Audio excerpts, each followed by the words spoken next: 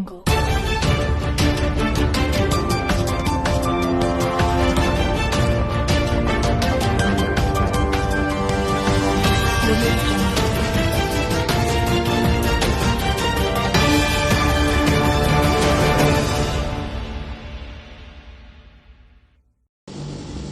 Terima kasih memilih saya sebagai buletin pilihan anda.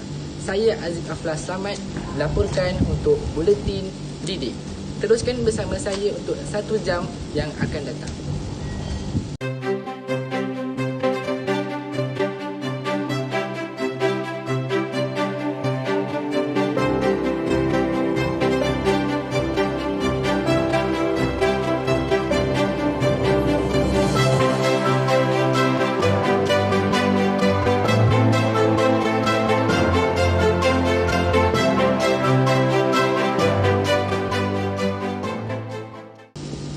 Assalamualaikum dan selamat sejahtera.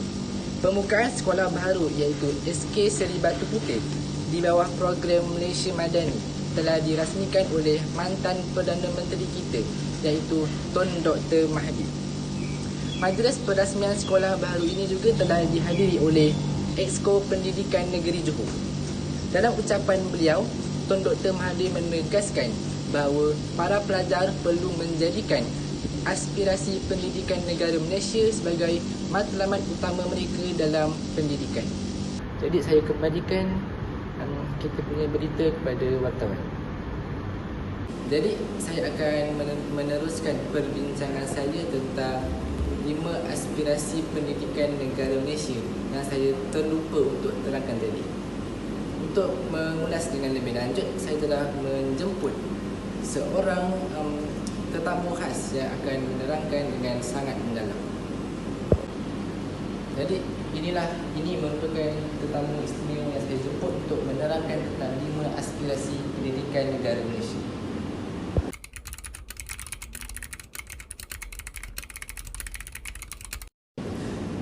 Jadi kamu bertanya kepada saya tentang 5 aspirasi pendidikan negara Malaysia.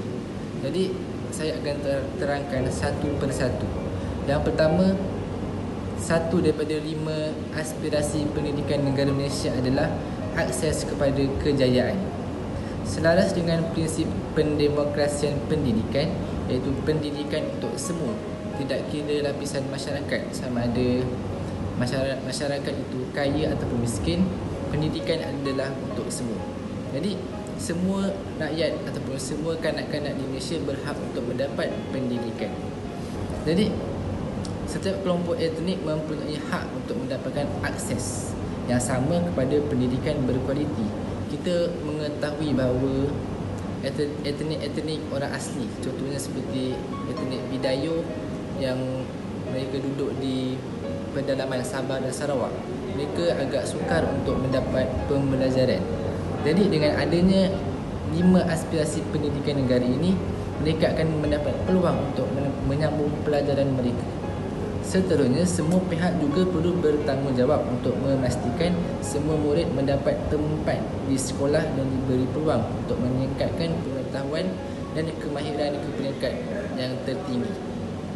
Pembangunan dan kemajuan ekonomi pendidikan yang diusahakan kerajaan harus dinikmati oleh semua, terutama kepada murid di kawasan luar bandar dan pedalaman.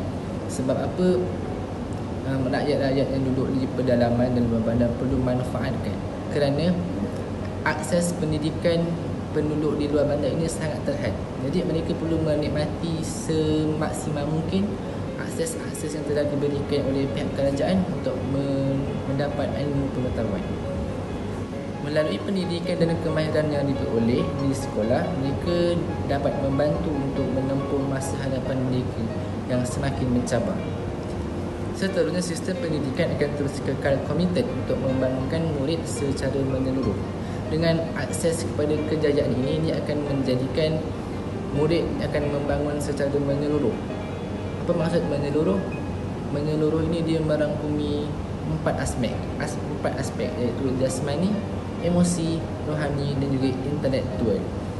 Baiklah, untuk menerangkan tentang aspirasi pendidikan negara Malaysia yang kedua, saya akan serahkan kepada adik saya yang juga merupakan seorang yang bijak pandai. Kenapa saya tak nak ulas lebih lanjut? Sebab saya dah penat. Saya rasa saya dah banyak bercakap pada hari ini.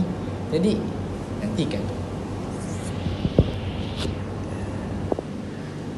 Baiklah, abang saya telah menyerahkan tugas untuk menerangkan aspirasi pendidikan negara Malaysia yang kedua kepada saya.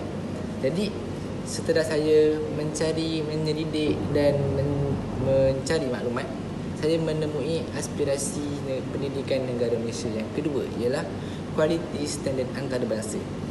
Tidak dapat dinafikan lagi bahawa sistem pendidikan ataupun pendidikan di Malaysia ini semakin bertambah baik sejak dekad ke dekad.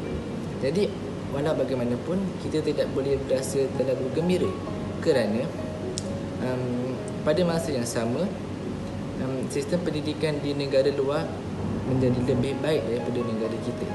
Hal ini kerana prestasi murid mereka lebih cepat dan mampu menekankan momentum tersebut secara berterusan. Jadi bagaimana untuk kita menjadikan sistem pendidikan negara kita setara? Kita perlu membuat penambahbaikan prestasi. Penambahbaikan prestasi ini ia termasuk dalam bidang seperti matematik, sains, bahasa Melayu, bahasa Inggeris dan lain-lainnya. Jadi sistem pendidikan di Malaysia bukan lagi berada di dalam tahap yang terbaik di dunia. Tetapi kalau kita lihat sistem pendidikan negara-negara yang baik, yang cemerlang, contohnya seperti Singapura dan juga Korea, ia menunjukkan bahawa sistem pendidikan mereka mampu berubah daripada prestasi lemah kepada prestasi cemerlang hanya dalam beberapa dekad. Jadi kita perlu menjadikan negara-negara tersebut sebagai contoh ikutan yang baik. Jadi saya rasa cukup setakat itu apa yang saya cakap. Saya akan serahkan aspirasi yang ketiga kepada adik saya yang lagi satu. Sebab saya rasa saya nak pergi tandas kejap Jadi tunggulah dia Ya.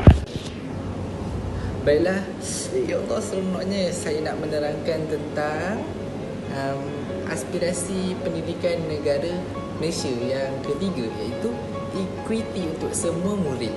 Jadi penyediaan pendidikan yang terbaik kepada setiap kanak-kanak tanpa mengira latar belakang sosioekonomi, gender itu jantina, dan tempat akan memastikan hak kesaksamaan untuk semua. Hal ini kerana pembelajaran untuk semua, pendidikan untuk semua. Jadi menjelang tahun 2020, pendidikan Malaysia mensasarkan 50% pengurangan jurang dalam pencapaian dengan merapatkan jurang sosioekonomi antara pelajar luar bandar dengan pelajar bandar. Jadi macam mana kita nak tahu seseorang itu mempunyai tahap equity ataupun mempunyai tahap kewangan yang rendah? Ada 3 aspek yang boleh kita lihat. Antaranya ialah dengan pencapaian pendidikan tertinggi ibu bapa, pendapatan isi rumah bagi negeri dan juga peratusan murid menerima bantuan asas. Jadi kejayaan merapatkan jurang ini juga akan menjadikan Malaysia antara negara yang mempunyai sistem pendidikan yang lebih saksama di dunia. Sebab itulah mengapa wujudnya aspirasi ini, untuk kita menyamaratakan ataupun mengurangkan jurang antara penduduk bandar dan luar bandar. Jadi sistem pendidikan juga akan menyediakan akses kepada laluan alternatif yang lebih menarik, seperti belajar berdasarkan kemahiran ataupun contohnya macam college vocational. Dia lebih mementingkan kemahiran daripada ilmu kognitif seperti biasa. Jadi murid-murid yang mempelajari kemahiran, dia akan dapat mengeluarkan dia punya bakat-bakat yang terpendam. Jadi saya rasa saya akan serahkan kembali kepada beliau. Baiklah, saya akan menyambung perbincangan abang-abang saya tadi tentang aspirasi pendidikan negara. Jadi saya akan menerangkan tentang memupuk perpaduan dalam kalangan murid. Jadi sejak merdeka, aspirasi utama Malaysia adalah untuk memupuk perpaduan negara. Sebab itulah kita boleh lihat betapa harmoninya negara kita disebabkan oleh perpaduan. Sekolah merupakan tempat terbaik untuk memupuk perpaduan antara murid kerana setiap murid, contohnya di dalam sesebuah sekolah ada pelbagai bangsa murid, pelbagai kaum murid. Jadi dalam sesebuah sekolah itu murid yang mempunyai pelbagai bangsa dapat bergaul antara satu sama lain untuk memupuk perpaduan. Jadi saya rasa saya nak menyerahkan aspirasi terakhir ini kepada adik saya sekolah. Okay?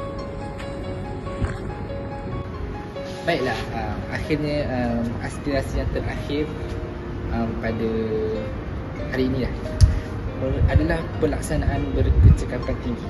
Apakah maksud pelaksanaan berkecakapan tinggi ni? Dia adalah keberhasilan murid kepada kecekapan dalam pengurusan sistem pendidikan.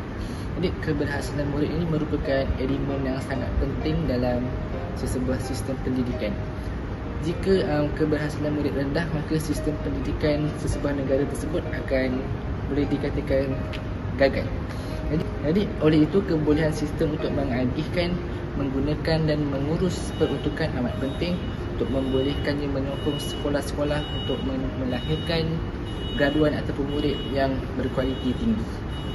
Itu saja saya punya penerangan tentang 5 aspirasi pendidikan negara.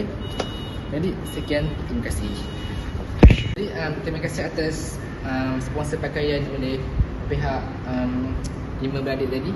Jadi sekian sajalah penerangan tentang 5 aspirasi negara oleh 5 beradik tersebut. Saya Ayub Al-Ansari laporkan untuk Buletin Didik.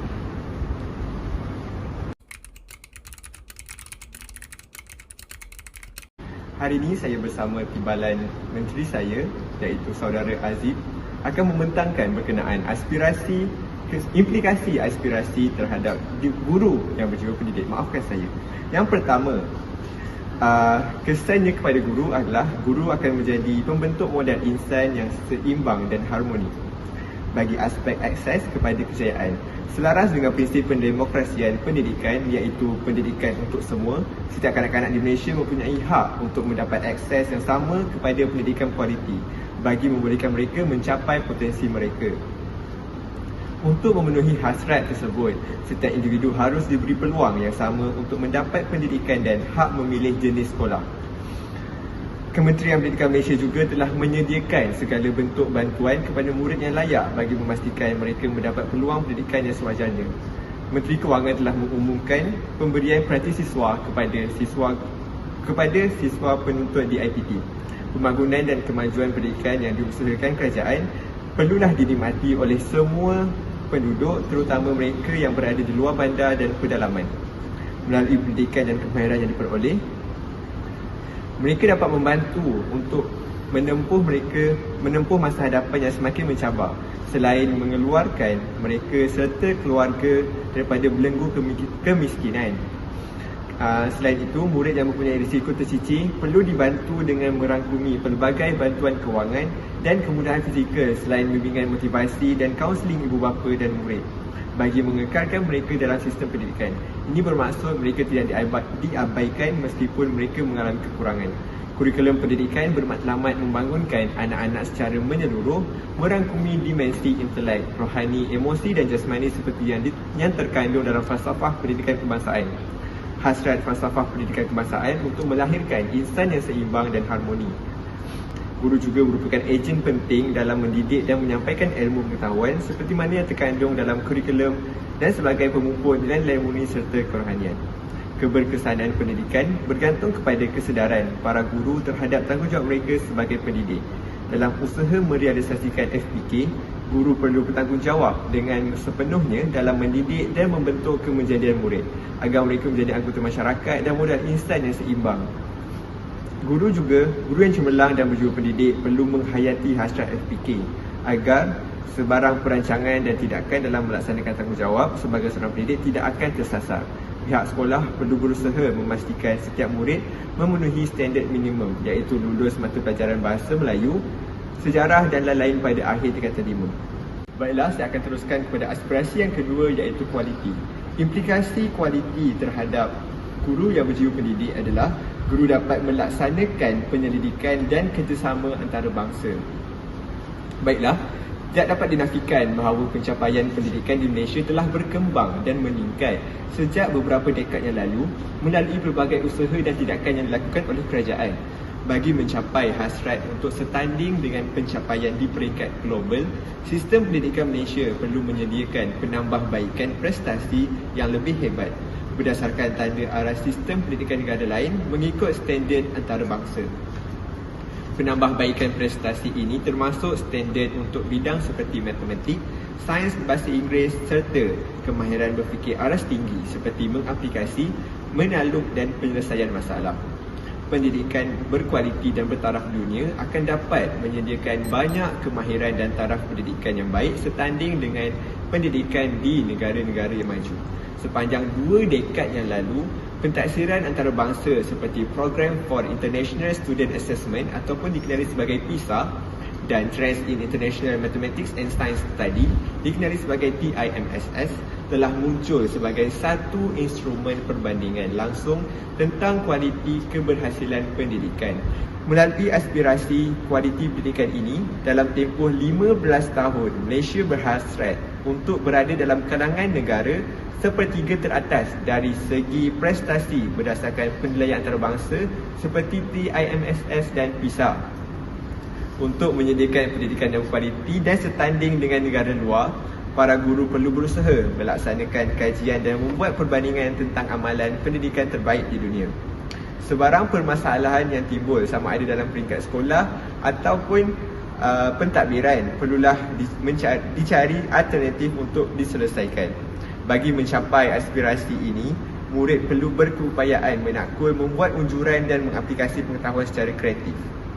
Kerjasama dalam bidang pendidikan di peringkat antarabangsa dan global boleh dilakukan dalam usaha mencari kaedah terbaik dalam meningkatkan dan memantapkan kualiti pendidikan. Seperti yang kita lihat, sistem pendidikan berprestasi terbaik di dunia seperti di Singapura dan Korea Selatan telah menunjukkan bahawa satu sistem pendidikan mampu berubah daripada prestasi lemah kepada prestasi cemerlang dalam hanya beberapa dekad sahaja. Sesungguhnya, jika Malaysia mampu beranjak dalam masa 15 tahun dari kelompok sepertiga terbawah ke kelompok sepertiga ke atas dalam pentaksiran antarabangsa, maka Malaysia akan menjadi antara negara yang mempunyai sistem pendidikan yang paling cepat berkembang. Bismillah. Assalamualaikum warahmatullahi wabarakatuh. Jadi, saya akan menyambung tentang implikasi kepada aspirasi dan juga hala tuju pendidikan negara terhadap guru yang berjiwa pendidik. Jadi, implikasi yang seterusnya adalah guru dapat membentuk guru yang bersikap demokrasi. Ia berkaitan ataupun berkait dengan satu aspirasi pendidikan negara yang equity untuk semua murid. Jadi, penyediaan pendidikan yang terbaik kepada setiap kanak-kanak tanpa mengira latar belakang sosioekonomi, gender ataupun jantina, tempat akan memastikan hak kesaksamaan pendidikan untuk semua. Jadi, pendidikan untuk semua. Dia tidak mengira latar belakang, dia tidak ada diskriminasi dalam pendidikan. Jadi, guru yang berjiwa pendidik harus mempunyai demokrasi di mana segala tindakannya tidak ada unsur-unsur diskriminasi. Baiklah, menjelang tahun 2020, pendidikan Malaysia mensasarkan 50% pengurangan dalam jurang pencapaian dengan merapatkan jurang sosioekonomi antara bandar dengan luar bandar dan gender. Maksudnya akan berlaku kesamarataan antara pendidikan di luar bandar dan juga di dalam bandar. Latar belakang sosioekonomi masih menjadi penyebab jurang equity yang paling besar. Maksudnya, kalau ibu bapa, pekerjaan ibu bapa, pendapatan ibu bapa menjadi antara jurang equity yang paling besar setakat ini untuk negara kita. Terdapat 3 aspek yang dikenal pasti sebagai penyebab kewujudan jurang equity, iaitu pencapaian pendidikan tertinggi ibu bapa, purata pendapatan isi rumah bagi negeri dan peratusan murid yang menerima bantuan asas kewangan melalui kumpulan wang amanah pelajar miskin ataupun lebih dikenali sebagai bantuan wang. Jadinya, pentingnya di sini adalah guru harus bersikap adil kepada semua murid tanpa mengira latar belakang mereka. Justru itu, sistem pendidikan akan giat menyokong mobiliti sosial dengan menyediakan sokongan tambahan kepada mereka yang kurang bernasib baik. Ini bagi memastikan latar belakang sosioekonomi murid tidak lagi menjadi penentu kejayaan hidupnya. Seterusnya, guru juga harus menerapkan prinsip-prinsip keadilan dan nilai-nilai murni dalam kalangan muridnya. Murid akan mempunyai pembelajaran yang kaya dari segi akademik dan juga bukan akademik supaya mereka boleh berjaya dalam kehidupan. Jadinya, guru berjiwa pendidik ialah guru yang mempunyai fahaman yang jelas tentang matlamat sebenar pendidikan yang pada asasnya untuk mengubah tingkah laku manusia itu menjadi lebih baik. Perubahan tingkah laku yang bermakna perlu menyentuh hati dan akal fikiran murid supaya ia lebih berkesan. Oleh itu, guru perlulah mendidik murid-muridnya supaya jiwa mereka terkesan dengan ilmu yang dipelajari dan menjadikan sebagai satu amalan dalam kehidupan mereka, kerana ilmu tanpa amal tidak mampu memberi apa-apa kesan dalam kehidupan seseorang. Terima kasih atas soalan berkenaan aspek aspirasi perpaduan. Jadi saya serahkan kepada timbalan saya untuk menjawab soalan itu. Silakan. Jadi perpaduan dalam kalangan rakyat Malaysia ni kita perlu pupuk dengan lebih kuat lagi. Jadi berbalik pada soalan, implikasi aspirasi dan hala tuju pendidikan negara terhadap guru yang berjiwa pendidik. Apa implikasinya? Jadi implikasinya guru akan menjadi pemupuk perpaduan dan pembina negara bangsa. Malaysia dikenali sebagai sebuah negara yang berbilang kaum. Walaupun negara kita berbilang kaum, namun negara kita merupakan antara salah satu negara yang paling harmoni di dunia, yang diduduki oleh pelbagai kaum dan juga budaya. Sejak merdeka lagi, aspirasi utama Malaysia adalah untuk memupuk perpaduan negara. Integrasi antara kaum merupakan isu yang diberi perhatian serius oleh pihak kerajaan ketika menggubal dasar pendidikan negara. Perpaduan yang wujud akan melahirkan masyarakat yang saling bekerjasama dalam memajukan negara serta hidup dalam keharmonian. Jadi perpaduan yang wujud akan melahirkan masyarakat yang saling bekerjasama yang akan membawa kepada pelbagai implikasi-implikasi yang baik kepada negara. Perpaduan merupakan asas kepada pembinaan negara bangsa. Oleh itu, sekolah merupakan tempat yang terbaik dalam usaha memupuk perpaduan dalam kalangan masyarakat kerana murid menghabiskan lebih 1/4 daripada masa mereka di sekolah. Melalui interaksi dengan individu dari pelbagai latar belakang sosioekonomi, agama dan etnik murid dapat belajar memahami, menerima dan menghargai kepelbagaian. Dalam sesebuah sekolah sudah pasti terutama sekolah rendah dan sekolah kebangsaan yang khusus untuk pelbagai kaum. Jadi akan terdapat kepelbagaian kaum di situ. Contohnya seperti Melayu, Cina dan India. Jadi kepelbagaian kaum yang wujud akan menyebabkan seseorang murid dapat memahami dan mengadaptasi dan juga menghormati, yang paling penting menghormati agama, budaya dan adat lesam sesebuah kaum tersebut, yang akhirnya akan mewujudkan sikap perpaduan ataupun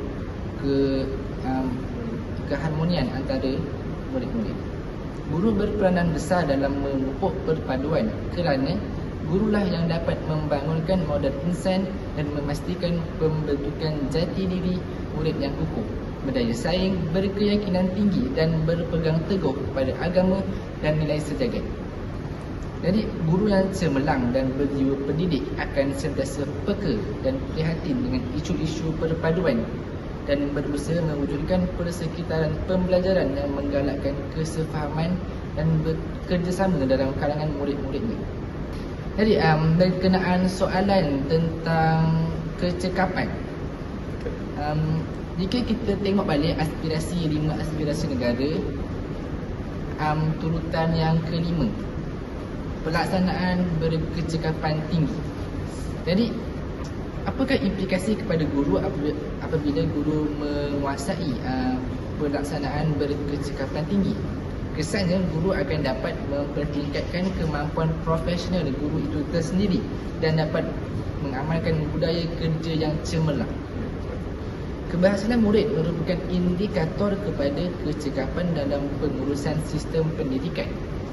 Namun, kemajuan sekolah dipengaruhi oleh kemampuan dan usaha guru dalam melaksanakan pengajaran dan pembelajaran. Seiring dengan perubahan masyarakat dan perkembangan ilmu pengetahuan serta teknologi masa kini, guru yang cemerlang dan berjiwa pendidik akan sentiasa meningkatkan kemampuan profesionalnya, dan salah satunya adalah kreativiti guru dalam melaksanakan pembelajaran. Okey, perkara ini sangat penting kerana apabila tiadanya kreativiti dalam seseorang insan yang bernama guru, maka proses pengajaran dan pembelajaran juga akan menjadi sangat membosankan.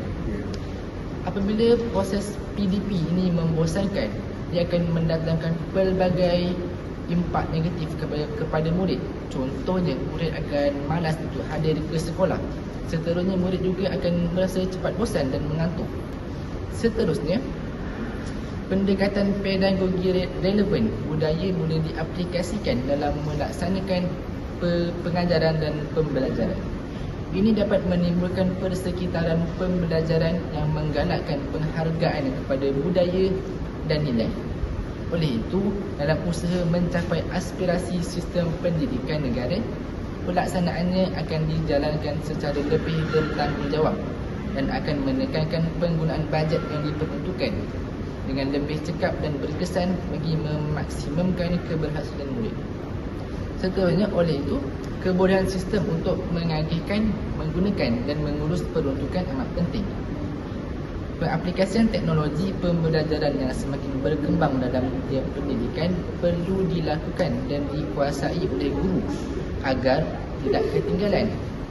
Seterusnya, budaya kerja yang unggul dan cemerlang menjadi asas kepada peningkatan dan kualiti pencapaian pendidikan. Pembentukan budaya kerja berkualiti hanya akan tercapai sekiranya guru mempraktikkan etika kerja dan sifat integriti. Guru yang berjiwa pendidik akan mempunyai sah-sah cemerlang dan akan sentiasa mengamalkan budaya kerja cemerlang dengan melaksanakan tanggungjawabnya secara ikhlas dan amanah. Pada masa yang sama, guru yang berjiwa pendidik ataupun guru yang cemerlang juga, dia akan sentiasa memperbaiki, dia akan sentiasa menambah baik dia punya sistem, dia punya cara pengajaran dan pembelajaran untuk memastikan apa yang dilakukan itu lebih efisien untuk memberi kefahaman kepada murid-murid.